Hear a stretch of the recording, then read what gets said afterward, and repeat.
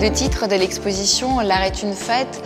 fait référence à une phrase qu'a dite Appel au début de sa carrière où il disait qu'en fait notre passage sur Terre était vraiment si court que l'art était vraiment ce qui nous permettait de faire de notre vie une fête sur Terre.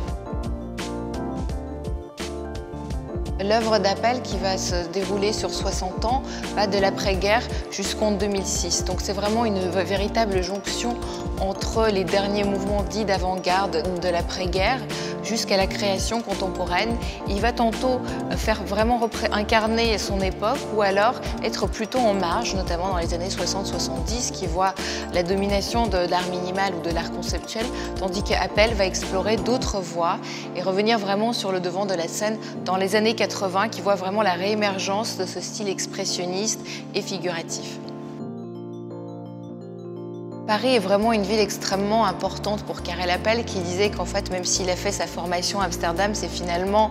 Paris la ville de son évolution, puisqu'en 1950, il choisit de s'installer à Paris et c'est là qu'il va vivre le plus longtemps. C'est là aussi qu'il va s'établir en tant qu'artiste, puisqu'il va être très rapidement soutenu par les plus grands critiques, mais aussi un certain nombre de marchands.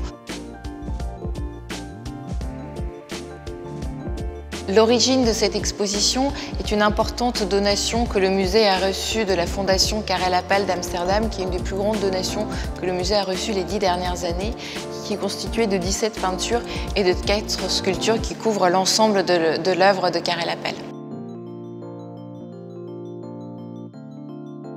Je crois qu'une de mes œuvres préférées de l'exposition est cette sculpture qu'on voit à la fin de l'exposition, qui est un immense assemblage fait d'éléments très hétéroclites. On peut reconnaître des éléments de manège avec ce cheval en bois, et aussi des statuettes indonésiennes qui sont réassemblées et placées disons à l'envers. D'ailleurs, le titre de cette œuvre, qui est une chute de cheval, incarne vraiment, je crois, cette mélancolie de cette époque qui avait habité Karel Appel. Je crois que c'est une exposition qui se veut vraiment comme une expérience physique, tout comme l'est l'œuvre de Karel Appel. Je crois que c'est vraiment une exposition destinée à tout public, à tout âge,